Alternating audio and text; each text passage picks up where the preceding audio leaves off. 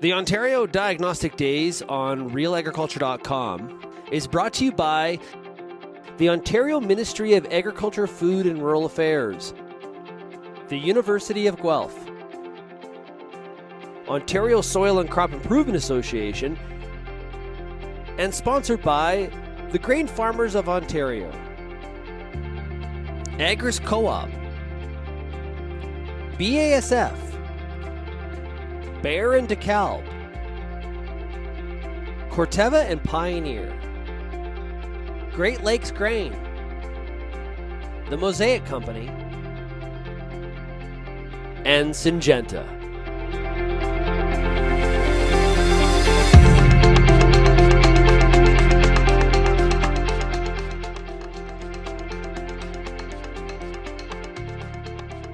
Hi, I'm Bernard Tobin. Welcome to Ontario Diagnostic Days. Today on episode 7, we're going to talk about management strategies for soybeans and corn. Everything from planter setup to residue management. We're going to kick things off with Ontario Ministry of Agriculture soybean specialist Horst Bohner as he sets up his planter. Horst will share insights on the importance of downforce, seeding depth, and speed. In our second video, we catch up with Bohner again as he walks a soybean trial he planted this spring to assess how these planter variables impact soybean emergence. Some great insights. Next up, we're joined by OMAFRA corn lead Ben Rosser. Ben and seed sales rep Ryan Keynes take a hard look at corn replant decisions and what they learned during the cool 2020 spring conditions.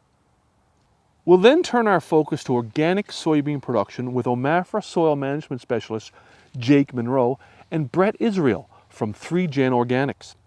They'll share what they've learned from growing organic no-till soybeans in a cereal rye cover crop.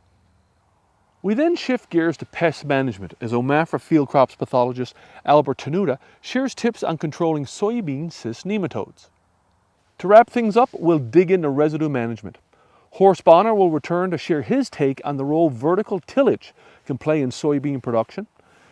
And we're also joined by OMAFRA Crops Innovation Specialist Ian MacDonald for a great chat with farmers Lawrence Hogan and Steve Howard. They'll talk about a new machine they use to manage corn residue ahead of planting twin-row soybeans. Again, this episode, CEU credits are available for CCAs who have registered for Diagnostic Days. Look for the URL where you can apply for your credits. You'll see that on the screen at various points throughout the episode. As usual, we want to give you an opportunity to connect with our experts. We've provided their contact information at the end of the episode, and we also encourage you to put your questions and your comments in our YouTube comments section as you're watching the video. We'll get those questions to our experts and we'll get you some answers. Here's episode number 7.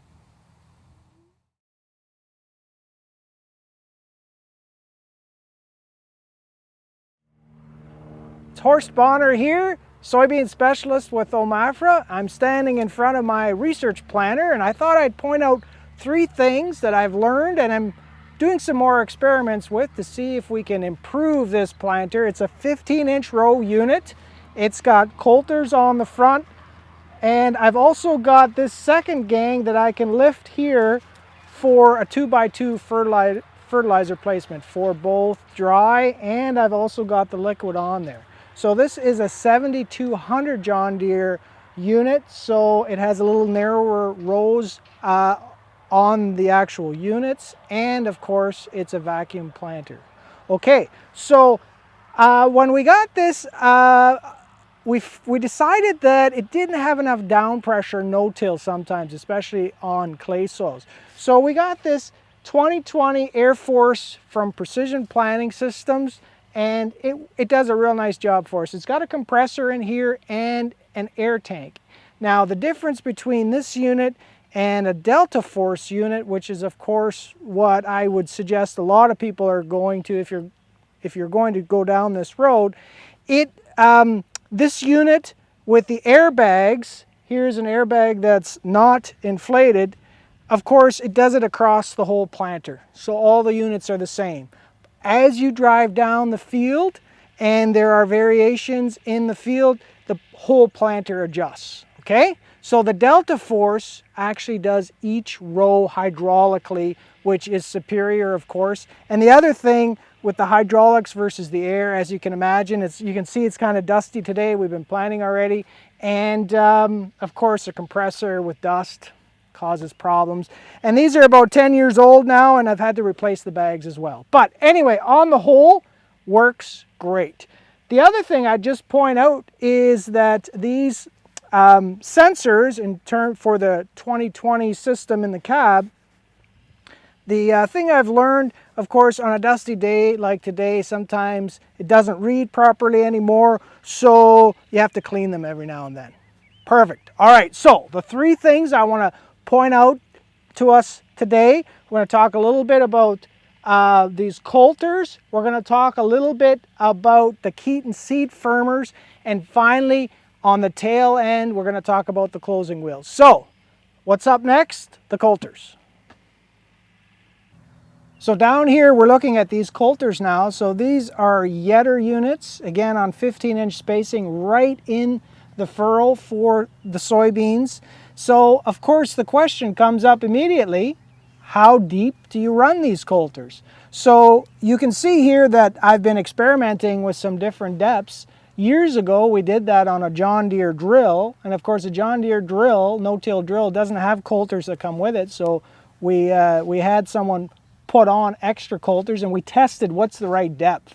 And on this unit I've never done that, so we're going to do that this year right here. So the conventional thinking is, of course, that you don't want to disturb your seed depth placement. So you can't run these coulters below where you want to place the seed. So if a standard seeding depth is 1.5 inches, you would maybe run this coulter at 1 1/4, right? Because if you run it at 3 inches, of course, you're disturbing too much and you can't get that seed placement perfect anymore. So what we're going to do is we're going to run no coulter at all, because that's, some no-tillers say you don't need a coulter, it's a waste of time. So we're going to try no coulter. We can just lift that hydraulically. And then we're going to try that 1 1/4. And also, this is my theory, this is a little out there, I know. I actually think you have to, for soybeans only now, forget about the exact placement of the seed, as long as it's reasonable, and run this sucker deep. So I'm talking 3.5, 4.5 inches. So we're going to run this deep as well, and then plant at 1.5 inches. So why would we do that? You know you're not creating the best seed bed anymore, because you're kind of bringing up some cold stuff too underneath there, some gumbo. The reason is, if you think about the tap root, right, of the soybean, I want to open up, fracture that soil so that the tap root can go down and get the moisture later on in August. So that's the idea. I'm not helping the seed bed, I'm actually helping that soybean later on in August. So that's where we'll leave it for coulters, and we'll go on to the Keatons now. All right, so we're going to look at the Keaton seed firmer down here now. So just as a reminder, of course, these are the openers to make that seed trench. The gauge wheel here to set the depth, right? You adjust the depth up here, anywhere from 1/2 inch to 4 inches or whatever you want. And of course, here are the closing wheels on the tail unit. So these Keaton seed firmers they're not on every planter, right? They're a modification. And of course, the whole idea is that with these units, they simply run along the bottom of the furrow. The seed is up here, and you're pushing down to put the seed at the bottom of the furrow. So that's very important for moisture and consistent deep depth, and of course we want that perfect emergence. More important for corn than soybeans, but not unimportant for soybeans, right? So now you'll see on these are the low profile units. This one is as well a low profile unit. I prefer these over the more standard units for shallower planting. Now, this Keaton on here has the splitter unit. It has this little plug on the end that pushes the liquid on both sides of the seed. And the version on my planter now that I've gone back to is one where it just streams out in one line. Now, sometimes these plug in the back here if you get into wet soil, and that can certainly happen. The reason I've gone back to this version over this version is because you see this connector here. I just find sometimes it unhooks on me here, and it's a real nuisance because you don't see it all the time. I've talked to other people about it and they say they never have that problem. I get it. I don't know. Whatever. I have that issue. And so I find with the older style, the line goes right up, and if I have a problem, I just replace the whole line. Boom, done. So there's many different versions of this. So there's the more modern ones even have a quick connect. It's got a little flap here and you pull it out. Awesome. I'd love to have that. Haven't got around to doing that yet. And Precision Planting also has this smart firmer, it's called. So it has some light sensors down here, and it actually collects information about that furrow as you're driving down the road, the row, and it helps you in the cab, of course, through the 2020 system to make adjustments. So, are these necessary? I would say absolutely. As far as I'm concerned, every planter should have some version of a Keaton seed firmer in there just to get that seed to the bottom of the trench, get rid of some of those air pockets, and really just help that seed to emerge evenly. Okay, so we've been in the field now. We are finishing up this trial, and there are actually 10 different treatments, including the Air Force with no pressure, standard pressure, and heavy down pressure. And of course, we talked a little bit about the coulters already, what depth we should run them at. And as you can see from the video, that 3.5-inch depth, when you run the coulters that deep, brings up some pretty black soil. Although this is pretty nice soil here to work with. It's pretty forgiving. Today, right now, if I had to sum up my thoughts on that, if you're worried about getting a perfect stand, don't run the coulters that deep. Stick with that 1.25 inches if you're planting it at 1.5 inches. If you're looking for every bushel, I think there are a few bushels extra for you there if you go deep, and we're going to try and prove that to you on this planter. So the second thing we talked about, of course, were those Keaton seed firmers, right? And to me, those are a given. Do it. And I think, you know, if you believe some of the research out there in corn, they talk about 6 bushels more per acre from Keaton seed firmers. I really have a hard time thinking about how many bushels more there would be in soybeans, but certainly they do help get the seed in place. Now, the third thing we've done here on these tails is we're investigating these different closing wheels. And you can see on these 2 units, we've changed both of them, and we're going to change them all the way across and run those plots with just one of these Curvatine Dawn units and leave a standard rubber wheel on it. And then we're going to do it like this one with 2 Curvatine units on there, and then compare it to 2 rubber ones. And personally, from what I see so far, I'm actually quite happy with these because they're not making it as black as I feared they might. I thought maybe they would be a little too aggressive. Certainly here in what I'm seeing right now, it's actually not that bad. And the real reason we're doing it, of course, is we are going to plant into some standing rye, right? And we think we need a little more help to get the down pressure on there. Now, of course, you know, there are many different configurations out there for closing wheels, and so this is just one option that we're trying.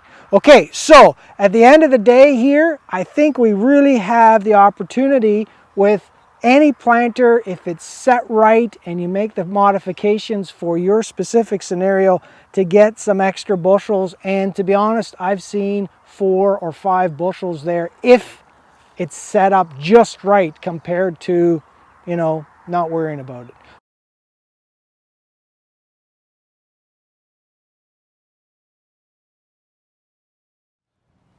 Okay, now these beans have emerged and we have some really kind of neat differences I want to point out to you right away. So behind me, this plot here, we set the planter. There's 7 rows in each of these plots. Standard setting, and that coulter we ran at 1 1/4 inches. And so this would be kind of a normal scenario. I'm happy with that stand. Right behind me on this side, we actually turned off those airbags, let the air right out to try and mimic not enough down pressure, especially where we go across the corn rows. And you can see, and this is really why I put those airbags on, because in those scenarios, you need the down pressure, otherwise you have a poor stand. And when we get all the plant stands together, you'll see that there's a big difference here. Okay, let's walk down a little further and we'll take a look at something else here. This plot, we just put the down pressure on constant in at the highest setting it would go, and actually really nice stand here. I think this one might turn out to be the best in terms of plant stand. Okay, the next one here, what we did is we set the airbags to do what they're supposed to do, fluctuate with the field, and it's in the heavy setting. And what I've learned here already between the heavy and the standard for my little planter, because it's relatively small, I like the heavy setting. So let's carry on. Now you remember we played with the depth of those coulters in front of the actual seed openers, and we're afraid that if we run those coulters too deep, we'll have reduced stands because we have changed the planting depth and the accuracy. Look right here, this is where we ran them deep and actually turned out just the way I was hoping. No real difference in plant stand here, and I think this one will yield the best. I'm kind of excited to take that one to final yield. Okay, so now this one here, remember we said that some growers say, I don't need a coulter at all. Well, on my planter, convinced myself now for sure I want a coulter on there, because right here, look at this, we lifted those coulters right up and we get all kinds of big holes in the stand, exactly what I don't want to see. So for my planter, I'm in love with those coulters and we're gonna keep running them, and I think I'm gonna run them deep. Okay, so let's carry on now. We changed those closing wheels at the back, 1 gauge tine and 1 rubber wheel in this plot. Looks great. I was actually really happy with those gauge tine closing wheels. I thought they might be too aggressive. Turned out they actually did a real nice job, especially when there is some residue. So now 2 gauge tines over here. And yeah, at the end of the day, I'm gonna leave them all on there. I thought maybe I'd put on just 1 and leave a rubber closing wheel on. We're gonna leave all those gauge tines on there now. Pretty happy with that. So here in this scenario, now what I did is I rolled this after seeding, right? So to make it perfectly flat, we'll see if that changes yield at all at the end of the day. This next plot here we have to roll yet. It hasn't been rolled, but we're gonna roll those hopefully tomorrow afternoon, waiting for things to get a little warmer. They're at the right stage now, but just waiting for things to warm up a little bit. So maybe the funnest treatments of them all, and the thing that, you know, you just kind of scratch your head sometimes. So I decided, well, we have the room, let's just run the planter faster and see if it can handle that, right? So typically I plant at 4 miles an hour with my vacuum planter. This one is at 6 miles an hour, and if you look down the row here, to be honest with you, it's as good as any of the other plots. So you might say, well, 6 mile an hour, that's not crazy. Well, what do you think about 8 mile an hour? Now remember, this is not a high-speed planter by any stretch. 8 mile an hour, you know, what I've learned again, as long as you have the down pressure, you need that down pressure if you're gonna drive faster. Not saying I'm gonna drive 8 mile an hour every day, but I might push it to 4.5 or 5 based on this. They sure look pretty good. Well, that's our initial little walkthrough here. Certainly we've got this replicated. We're gonna take it to yield and we'll see what happens. Okay, so we ended up with 12 treatments there with adjusting the planter and running at different speeds, and I was really happy with the results. I learned something. I've always had the suspicion with my planter that it's all about down pressure, and you can see that here.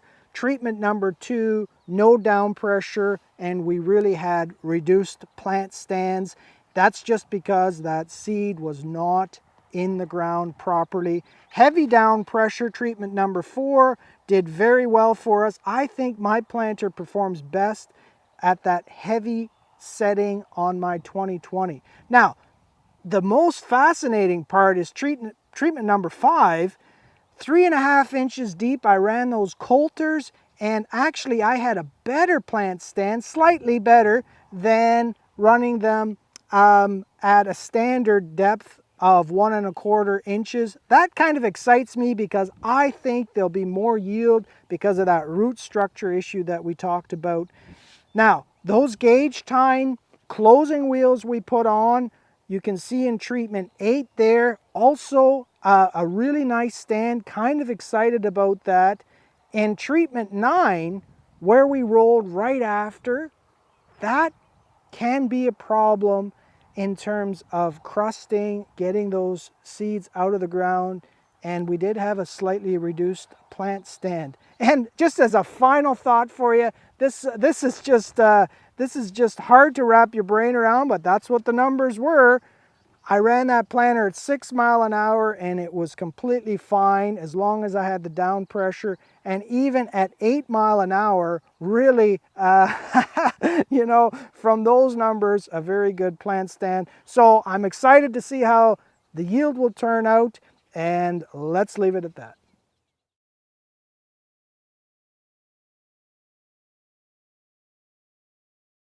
Ben Rosser here, corn specialist with OMAFRA.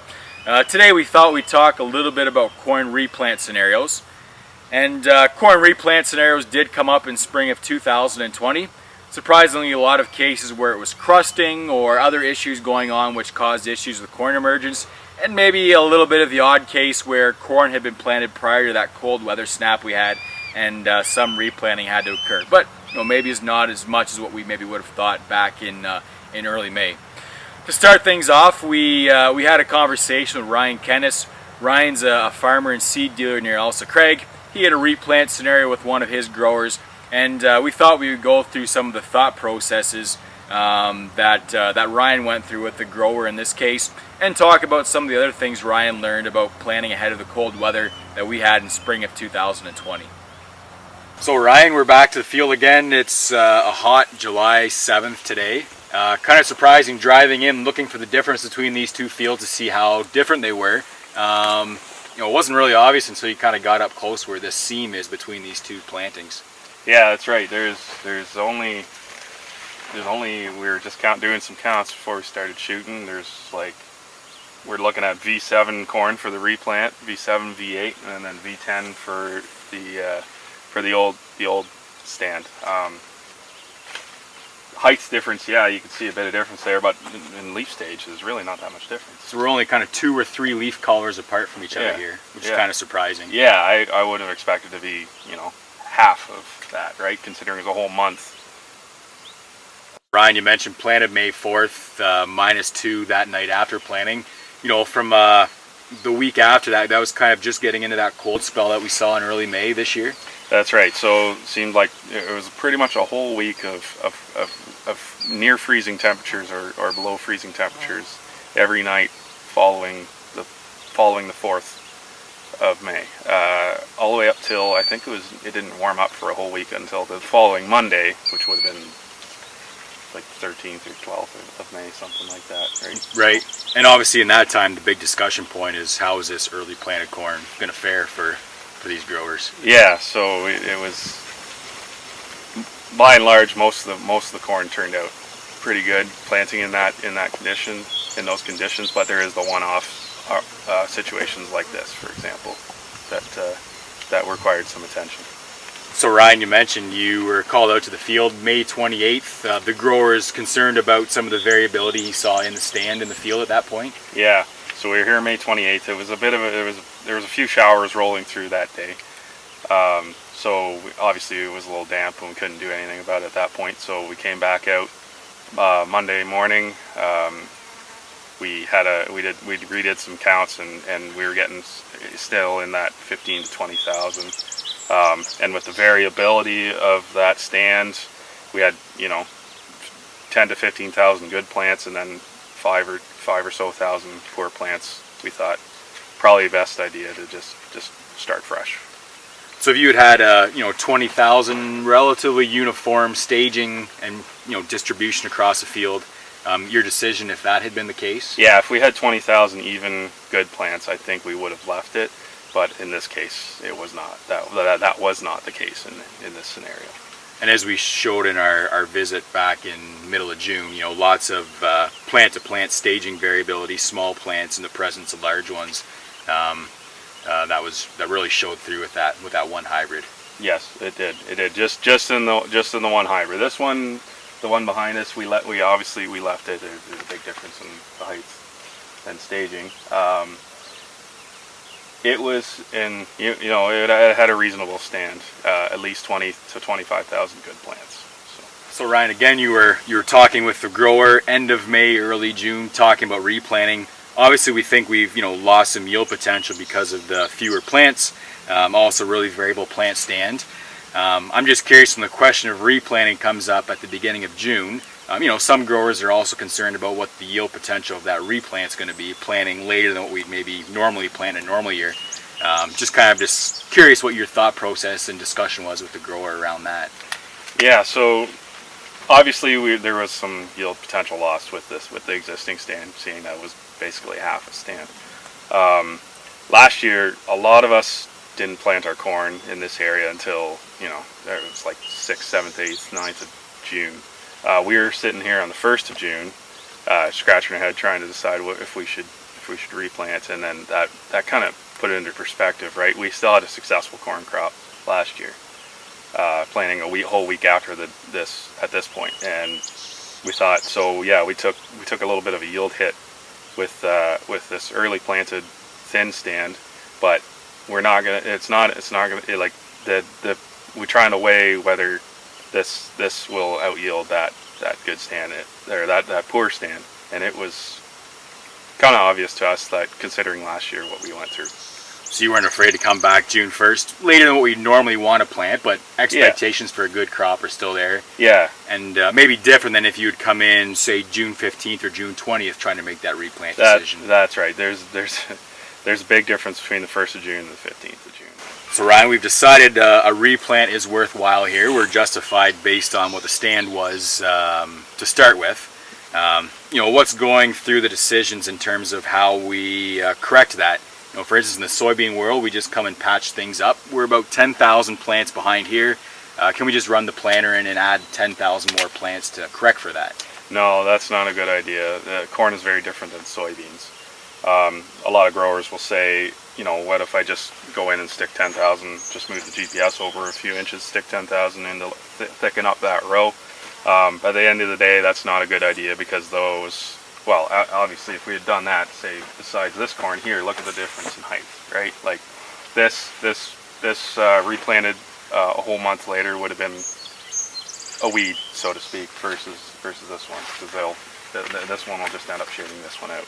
Right, and so we really haven't solved the issue of the variable stand in that case. No, that's right. Yeah, actually, you're probably actually making it more variable by adding 10,000, right? So it's already variable as it is. So we've decided we can't just come in and thicken things up. We need a clean slate to start with. Where's your discussion point start with that? Do we just come in with tillage and rip that old stand out and replant? Where do we go with that decision? Yeah, no, some guys will think that too, right? I could probably just cultivate out the old stand. So yeah, say you do that, you can knock it out so they got a few thousand plants left, maybe, if you really go at it. But at the end of the day, you're still going to have variability. You're far better off to just come in, move the GPS over, say this grower, put it right down the middle of the old rows with a full stand, and then the next day with the sprayer, come in and spray off the old stand with a rate of assure or whatever Group 1 product available to you at the time. In that case, we know we've got a clean start, everything is going to be uniform, and I don't think anybody would argue with the plant stand that's here now. Yeah. Yep. So Ryan, again, we talked about coming in later and planting later than what we normally plant. But things are maybe a little bit different when we're planting in June versus May, and I'm thinking especially in this year, 2020, where there was corn in the ground in some cases 4, maybe even 5 weeks or maybe longer. What's the big difference when we're thinking about planting timing and getting things up and going early May versus early June? Yeah, so like you said, in this particular year is a difference because May we didn't have a ton of heat, right? So this corn was planted in early May. It probably sat in the ground for at least 3 weeks by the time it was up and going. The grower called us out almost like probably about 4 weeks later. He was finally at the point where he's ready to decide whether he needed to replant or not. Whereas this, when you planted it the 1st of June, and at that point the heat had really turned on, right? So it was up and out of the ground in a matter of probably 6 days, right? Or 5 or 6 days, something like that.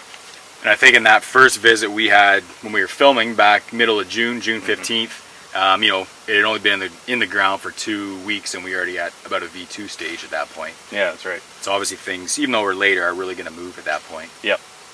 So Ryan, going back to that first week of May, weather was good, planters were rolling, soil conditions looked nice and fit.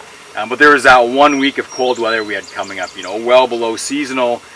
We had negative temperatures forecast, even there's a little bit of snow in the forecast as well, which would make a guy a little nervous. I'm just curious what your conversation was with growers at that point who asked, do we keep planting? And now that we're in the beginning of July, how did things turn out for some of that early corn?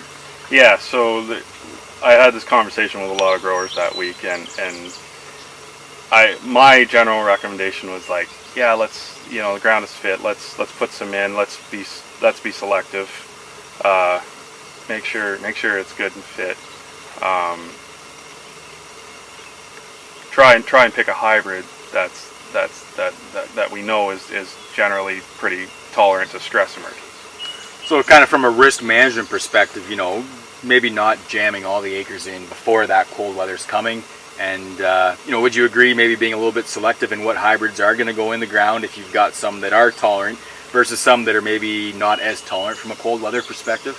Yep, we Pioneer and all the other seed companies score their hybrids with this in mind, right? They all have a stress emergence score, and we're finding that out after the fact. Actually, we now know which hybrids cannot handle that stress emergence, that cold stress as well as others, right? So we'll keep that in mind going forward if we ever see this scenario again. Leave some of those hybrids till after that cold. Yeah, that's right. Leave those hybrids in the shed. Talk to your seed dealer first is probably the most important thing, right? Because they know those hybrids in and out. So Ryan's kind of gone through some of the thought process you might go through working through a corn replant decision. I thought to follow up with that, we would also talk a little bit about the corn replant decision aid. In a replant scenario, we have an initial stand that's been compromised, likely due to poor plant stand, where yield expectations are lower than normal. We can replant to achieve a better stand, but are planting later when yield expectations may be a little lower, and also incurring costs for replant operations, and likely higher moistures and drying costs at harvest time. So the main question is, will the replant, with its later planting and additional costs, provide a greater economic benefit than leaving an earlier planted but compromised corn stand? The Replant Decision Aid, a spreadsheet tool at gocorn.net, uses Ontario-generated population and planting date response data to help answer this question. Some key pieces of information: what CHU region are you located in? This helps predict yield declines for later planting, which will be greater earlier in lower CHU regions. What's the yield potential of the existing stand?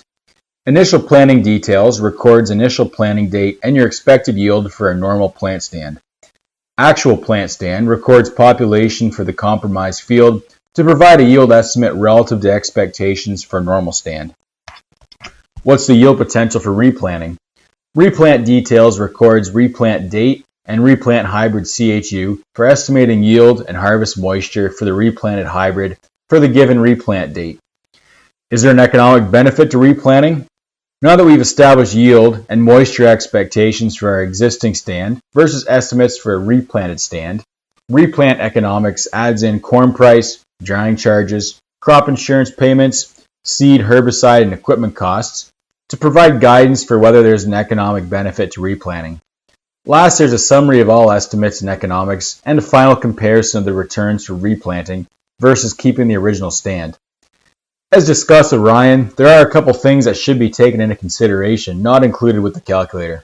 That is whether the variability in stand loss and variability in plant staging, which if severe, may have greater impact on yield than the estimates provided here, which would assume they're relatively uniform across the field.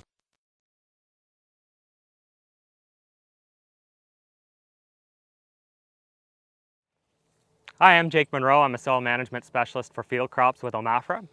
I'm here today for our 2020 virtual diagnostic days talking about using a roller crimper for mechanical termination of cereal rye as a cover crop to enable organic no-till soybean production. We're going to be talking with Brett Israel of 3Gen Organics.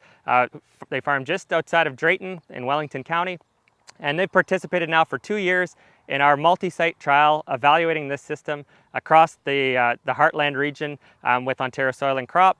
And we're really pleased with how their plot's looking this year. We've got soybeans here in the organic no-till system that are really just starting to get going. Brett's going to share his experience, and we're going to talk about how you can make it work on your farm. Okay, so Brett, can you tell us a bit about your operation here in Wellington County? Sure. So we farm just between Drayton and Elmira, so kind of in Wellington County area, and a multi-generation family farm. It's been in our family for 5 generations now. I farm with my dad, Jamie, and grandfather, Carl, and we run about 800 acres in the certified organic system. So we have 800 acres certified organic cropland, as well as a certified organic hog operation. So it's a mixed farming unit. Tell us a bit about your organic production system. So we're standing here in front of some soybeans. Tell us about how you grow soybeans traditionally in an organic system. So we typically will use a pretty heavy tillage system to keep our soybean fields clean. This involves disc gripping in the fall, multiple spring cultivation passes, a pre-emerged tine weeding pass, inter-row cultivation, so you can see the numbers keep adding up. So when we were presented with the idea of trying some no-till organic beans, it really interested us. I've often thought that soybeans, in order to keep in our rotation, they need to pay their carbon rent. And we know that soybeans on their own struggle to do that. Plus you add in all this tillage, you know, they're going to get evicted pretty soon if they don't find a way to pay their carbon rent. So when Jake and a number of other people from OMAFRA came to us and said, hey, let's try some no-till organic beans utilizing a cereal rye mulch as a cover crop, now we can start to justify keeping beans in the rotation. Awesome, and I like that analogy of the paying the carbon rent. Yep. So now let's talk a little bit about the no-till organic soybeans and how that has worked here on your operation. So this is your second season trialing Yep. no-till organic soybeans out on a small scale basis. Last year, of course, was a very challenging year with very, very wet conditions and a late spring. This year, much better spring to get things done. So tell us a bit about your experience last year and then what you've seen so far this season. Well, 2019, for anyone in Ontario, they'll tell you it was a pretty challenging year. And I figured that we were going to have some serious issues getting a crop off of the no-till replicates in our trial. I know we spoke quite candidly. Maybe we'll get 15, maybe 20 bushel average. We were very impressed with it though when it came time to harvest. So I know as we stand here today in middle of July to record this, the no-till trials, they don't look nearly as well filled out as the conventional organic till trials do, but they seem to have some late season vigor to it. One of the things that we really noticed in 2019, and I'm sure we'll see again in 2020, this cereal rye mulch, it really helps to keep the soil cooler in the heat of summer, and helps to preserve soil moisture levels. And we all know that August makes big bean yields. That's what we always hear, and Horst Bohner is always, sure to talk about August rains, what makes the bean yields. And I think that in a drought situation, we actually stand to benefit from having that cereal rye mulch to keep the soil a little cooler and a little bit more moist into August. This year, we're hoping for competitive yield. I'd like to see that. I know at this point in time, it doesn't look like, these beans are way ahead of our no-till counterparts, but last year surprised us. 2020 had nicer planting conditions. The beans went in really nice. The seed slot, we had no issue closing that at all. We upped our population slightly, and I think that as long as things keep progressing, we're going to have a pretty competitive no-till organic bean crop here. Brett, maybe walk us through from fall through to harvest. Walk us through how this system works, this no-till organic roller crimping system. That's a great question, Jake. I think that the key there is every farm has to make it work for themselves. So when we first heard about this through yourself and other individuals, we learned that there was a number of operators in the US that were working on this, University of Wisconsin as well as the Roydale Institute, and we had to kind of adjust some of their practices to have them fit our particular climate and make it successful.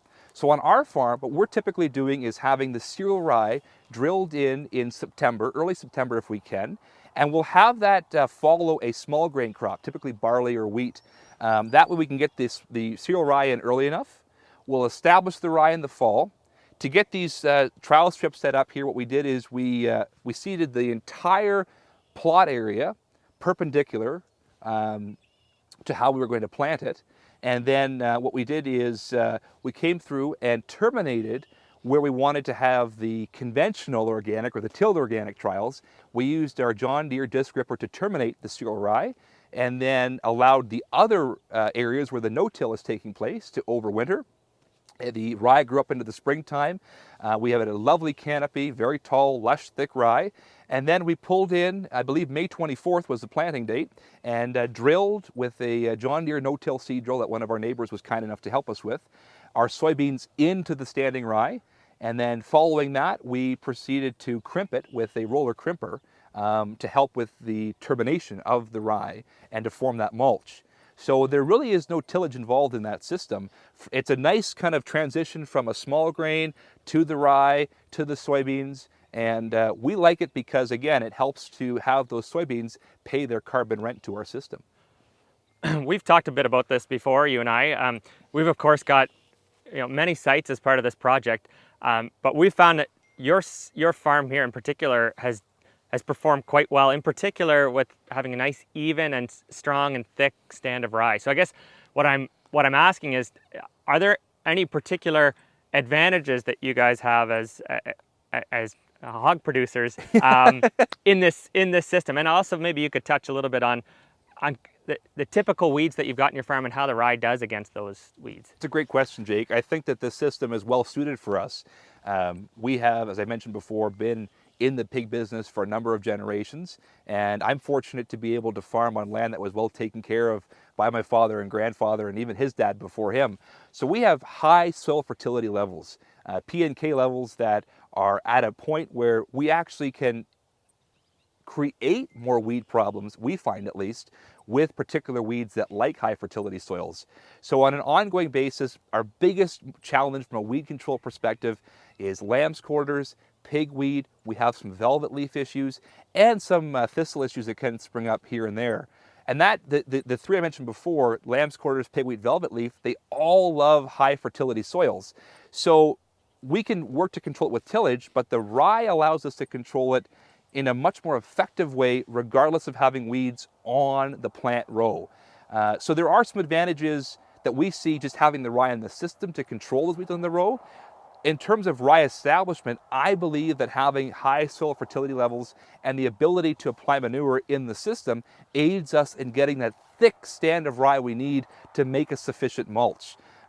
We're fortunate to farm on ground that has that high fertility, but as I mentioned before, everyone's in different circumstances and situations, so you have to adjust the system accordingly to make that happen. Maybe it's planting a little bit even earlier in the fall with the rye. Potentially it could include getting manure from a neighbor. with those high soil fertility levels, we're in a pretty good spot here. Maybe we can talk specifically on Sure. Roller crimping, Brett. So we're standing here at the boundary between two strips. We can see that there's certainly still some rye that's standing. These soybeans were crimped at about the first trifoliate in mid-June. Just talk a little bit about how you felt the crimping process went this year, and maybe talk a little bit about what worked well, what didn't. I think if we were to do it all over again, and as we are going to be going forward, we will purchase a larger roller crimper. We have been using a 10-foot wide roller crimper that is front 3-point hitch mounted. And I think that if we had a larger roller crimper covering 20 to 30 feet, we would have less tire traffic. When it comes to the downside of the roller crimping, I think there is obviously some potential yield loss on the tire tracks of the tractor that is doing the roller crimping. So that's one thing we'd like to change going forward. Can you talk a little more broadly about the rotation as a whole, the considerations after soybeans grown in this system? Can you grow winter wheat, or what do you grow following soybeans grown this way? Much to the chagrin of resident agronomist at RealAgriculture, Wheat Pete, this would not work well to have wheat follow it, but it works quite nicely to have that spring cereal precede it. In our experience, what we did last year is, again, we had a spring cereal, then we followed it with the rye drilled in the fall, had the beans, harvested the beans, and then this spring we tried something new on our farm. We actually broadcasted underseeded alfalfa and had a nurse crop of triticale and peas to get a forage crop off of there. So we understand that, you know, when we do see rye heads like this, there is going to be some rye that inevitably will potentially become a weed next year if you were trying to grow a thick crop of winter wheat, and that can affect some grading issues, no doubt. So the way we're managing it is, you know, having a small grain precede it, have the rye, soybeans, and then follow it up with something like another small grain, spring-seeded small grain potentially, or a forage crop, something that will not affect the quality of that when it comes time to harvest. I will say, one of the benefits of having the livestock in the system is it gives us more flexibility in our rotation. We don't have a set 3-crop rotation. We have a rotation that is flexible enough to adjust on a field-to-field basis, and that's why this fits nicely into our system. So last question, just wondering, Brett, what your thoughts would be. You've now got about a year and a half under your belt of doing cover crop based organic no-till, using cereal rye and roller crimping. What would you say to a grower, organic or conventional, who's looking to try out this system? What are the first things they should look into? I think that there's a tremendous value in having more diversity in our cropping systems, and whether that be including cereal rye as a no-till organic option, or if you're a conventional producer, just including rye as part of the rotation. There are some real tangible benefits that we can see. Even in our no-till system versus conventional till system, this whole area had cereal rye drilled in the fall, and our conventionally tilled beans, even though they didn't have the mulch this spring, they are still some of our cleanest beans that we have on our farm. And I think that's just a benefit of adding that rye, having that extra diversity in the system. We know there's a lot to learn about cereal rye and the benefits it can have from a weed control perspective.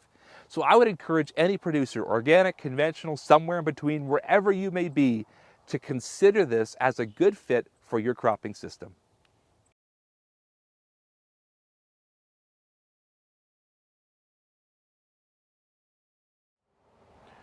So when it comes to soybean cyst nematode, just like SDS, we see differences in varieties in their performance. When it comes to soybean cyst nematode, you all know about sources of resistance. And the PI 88788, you've all heard me talk about it. It's the main source of resistance in 95% of the varieties that we have available in Ontario.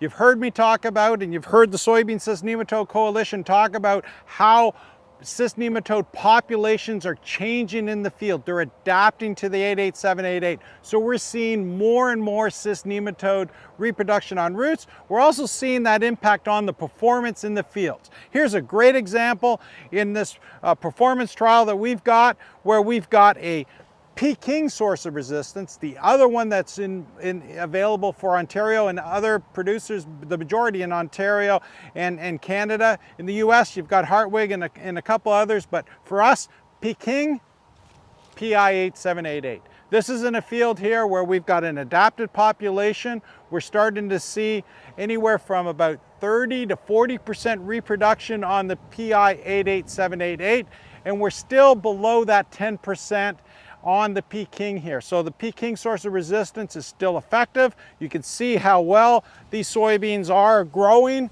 compared to the PI 88788 in this particular field.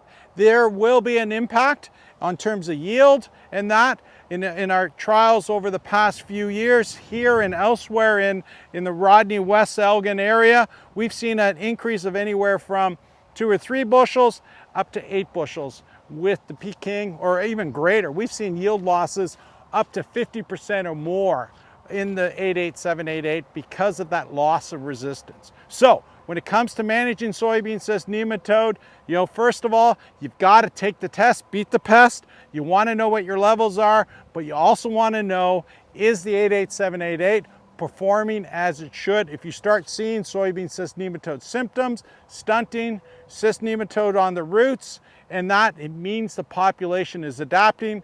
The 88788 source of resistance is not as effective as it used to be, so you want to keep the nematode population off balance. So you want to rotate. Don't use the same variety over and over. You want to rotate between an 88788 and a Peking source of resistance, and that'll keep your populations from building up and keep them off center a bit and off balance as well. So remember, don't use the same variety. Rotate your SCN resistant varieties. We've got some new seed treatment nematicides that can help in terms of managing, lowering some of the cyst population, at the same time maybe increasing the longevity of our SCN sources of resistance. And then we've got some new ones down the pipe that will be introduced over the next few years as well. So a lot of talk about how do we utilize some of our management tools when it comes to soybean cyst nematode? A lot around the nematicides in particular. Here's a good example of a trial that we have with various different nematicides looking at both susceptible and tolerant soybean varieties. They both have the PI 88788 source of resistance. This is in a field that has that adapted population. This is higher than the previous field. This one's into that 40, 50, 60% 88788 adapted population here. And so what we've done is, I'm going to show you 3 different plots. They all have the same fungicide, insecticide base on them. They'll have the same nematicide when we used on them as well, but the difference will be in terms of the susceptible and the tolerant variety. So in this particular one, we're looking at a susceptible variety with the 88788 source of resistance here. It's more of a moderately susceptible variety here. And what we can see is that with a fungicide, insecticide, and nematicide, you can see that genetic resistance, that genetic component that's not working very well isn't able to make up, the nematicide isn't able to make up that difference. So germplasm is important. If we take that same fungicide, insecticide, nematicide and put it now into a more tolerant variety, this is one that is much better. It's still working in this field. You can see how it looks better, these 4 rows here. So fungicide, insecticide, and a more tolerant variety we can see. That's the other thing to remember. There are differences in the susceptibility of our soybean cyst nematode varieties, and that's an important piece to consider and ask when you're planning for next year. And now if we take that same tolerant variety and remove the nematicide in this particular case, you can see that we're better than we are on the susceptible, but not as good as we are with the nematicide. Now nematicides, again, can help. They aren't silver bullets, but if we integrate them into an integrated SCN management program, they have a place. But again, we have to manage the whole package, not just any one. If we are we've seen that this year in terms of nematicides and high cyst nematode fields and highly susceptible varieties, that they cannot make that difference up. So integrating them into a full program is the key, and we are evaluating, and you'll be seeing new nematicide seed treatments coming out for soybean cyst nematode in the future that can increase performance as well.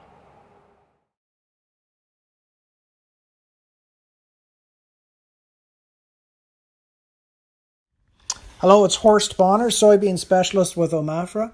One of the challenges that we can face in no-till soybean production is establishing an even, consistent, healthy plant stand, especially in fields where the corn yielded more than 200 bushels an acre. That environment for soybeans is cooler, it's wetter, sometimes we get some slug feeding or insect feeding, and you can see from this video, if the planter or drill gets on top of the old corn row, the soybean stand is really reduced. So here are two ideas of how we can improve no-till production without going back to full conventional tillage.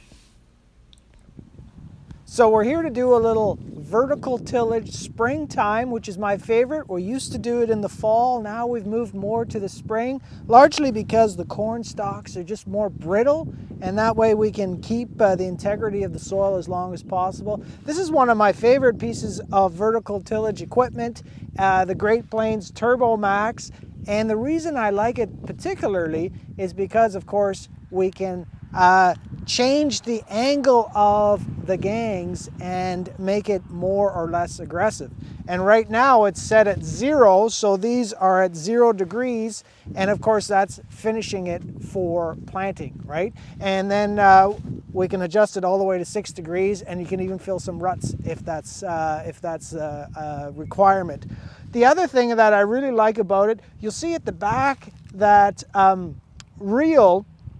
the rolling basket at the very back is all the way up now, and it's on hydraulics, and so you can put a little bit of down pressure right from the cab and just kind of really flatten things out again after you've fluffed them up.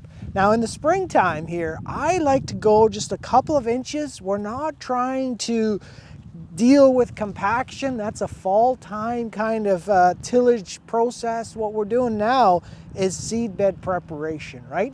So on these units, these coulters are 7.5 inches apart. The back gang is offset, so you're cutting every 3 3/4 inches, which is, you know, pretty tight to really chop up this corn residue. And the other thing is, right from the cab, we can change the angle of this unit. Right now in the spring, we want this to be fairly level, right, to try and get a nice seed bed. Other than that, the other thing I really like about it, you see all the weight in the middle there? She sinks in nicely, right? Especially if it's kind of a dry spring on clay. So far, I found this kind of unit works pretty well. So what we're trying to do is prepare a good seed bed to have excellent soil to seed contact. And then of course, we want that ground to be level for the combine. And so the faster you drive this thing, the better. That's one of the reasons why I like it. We're talking about 15 kilometers an hour, 9 miles an hour kind of idea. And this is the kind of bed you want to leave. Good morning, everyone. Ian MacDonald with OMAFRA here up in the Lucknow area with Lawrence Hogan and Steve Howard, who are working to optimize their cropping system here. And we want to talk about this unique machine that they have for managing residue and other parts of their operation. Today we're adding on to what Horst has been talking about in terms of some rapid spring tillage to break up residue to allow planting. Lawrence and Steve have taken another approach with this machine behind us, and we're going to talk a little bit about how their system for no-tilling soybeans into corn stubble has evolved. So maybe tell us about that, guys. So the back, I guess it was 3 years ago, we started planting in twin rows.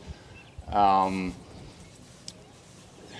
fall previous, we had purchased Calmer's chopping rolls for our corn head. The idea of that was to create a better environment for planting so that we weren't dealing with the larger corn residue, hence less hairpinning at planting time. But we did find that with the Calmer's chopping rolls, we ended up with more of a mat on the soil, and we were fearful of that, and it did happen.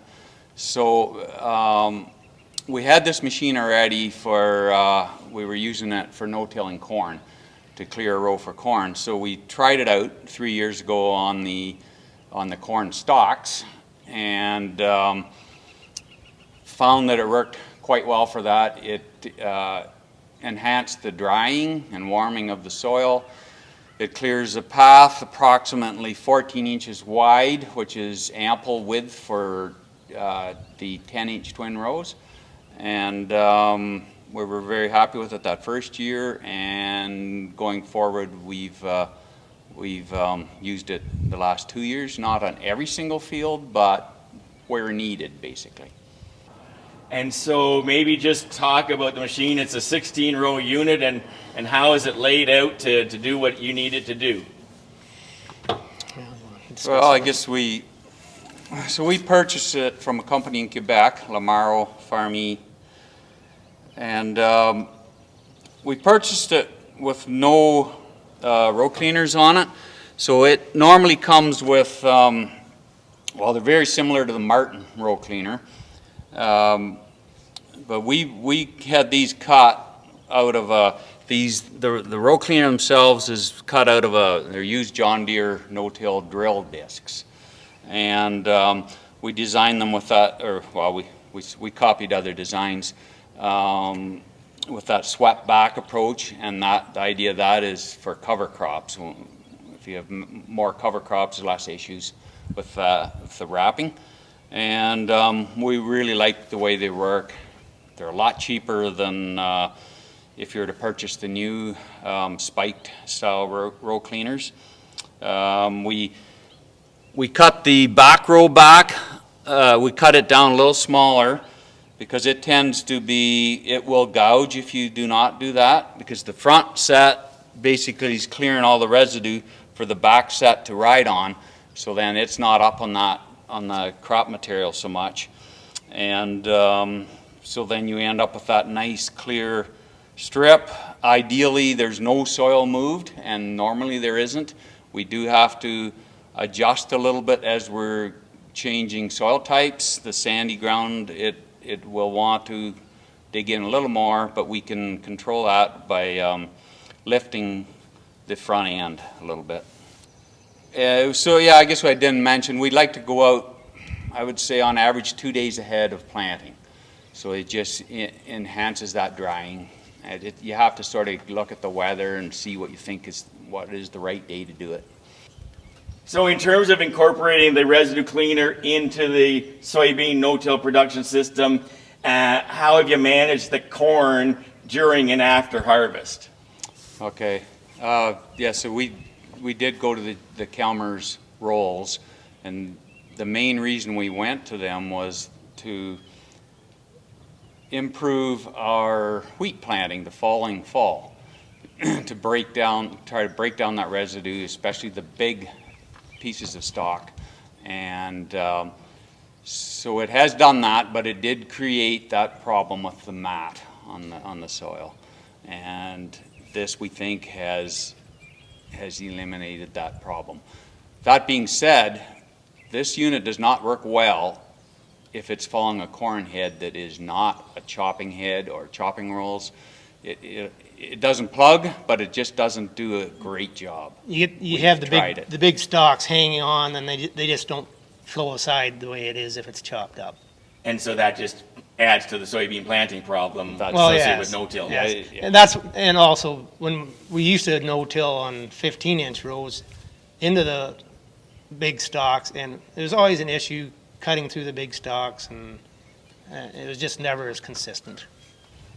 Okay, Lawrence, back in the spring when we were, when I was here the day you were clearing residue at the field north of the house, you were a little bit concerned that it was too early and that if wind came up it might blow back in, and in fact that did happen. So maybe talk about why that was a concern and what happened in the end. Yeah, well, as I said earlier, normally we would just go 2 days ahead of planting, but at that point the soil was nice and dry, but too cold to plant, so I was trying to be proactive and get that job done when the soil was nice and dry, hoping we'd have a shower that evening and settle the residue down. Well, that didn't happen. The wind blew, and so it did blow back in to a certain degree. And by the time I got in there with the planter, instead of that 12, 14-inch strip, it was only like about a 10 or 9-inch strip. So one row ended up into the residue a little bit, and it did affect emergence on that one twin row.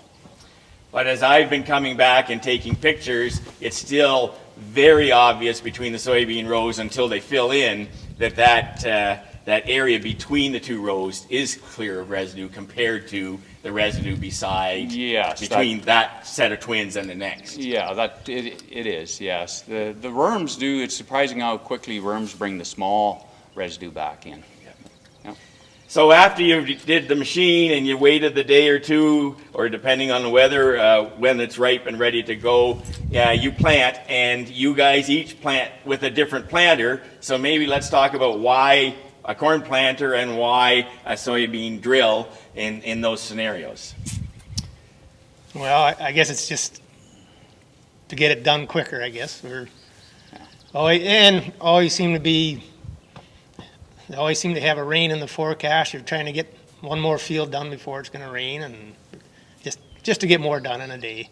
So when Steve's running the drill, he's putting down two twin 7.5s on 30-inch centers. Correct. And Lawrence, what are you doing with the corn planter? So they're 10-inch twins on 30-inch centers. So the corn planter, and then we have we built a inner plant bar on behind it, and that sets us up for 10-inch twins. And the other thing is the planter, we think it does do a better job. We've got the delta force on it, and well, it's got the double, the two wheels for the closing, which we think works a little better, especially if the soil's slightly damp. So in this system that you've developed for soybean production, with the row cleaner and then bringing in the twin row, either the 7.5 through the drill or the 10s through the corn planter, has anything else had to change in the whole system? The main thing is, so we're essentially making windrows of residue every 30 inches. And we were a little fearful that this could be an issue in the fall for planting wheat. And, well, the planting's okay, but if the fall is not working with us, if it's wet, late, that soil does stay damper in those windrows, depending on how much they've biodegraded by then. So last year we started using the Phoenix Harrows, and on some of the fields, just as needed, and that redistributes all that corn residue back evenly. We're not working the soil. We're running it very non-aggressive, and only redistributes the residue, and that worked quite well for us.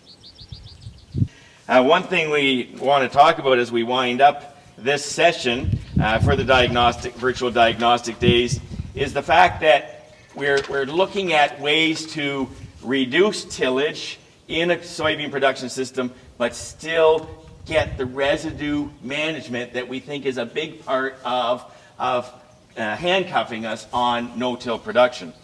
And so I think everybody recognizes that no-till soybeans often look ugly compared to tilled soybeans in the spring.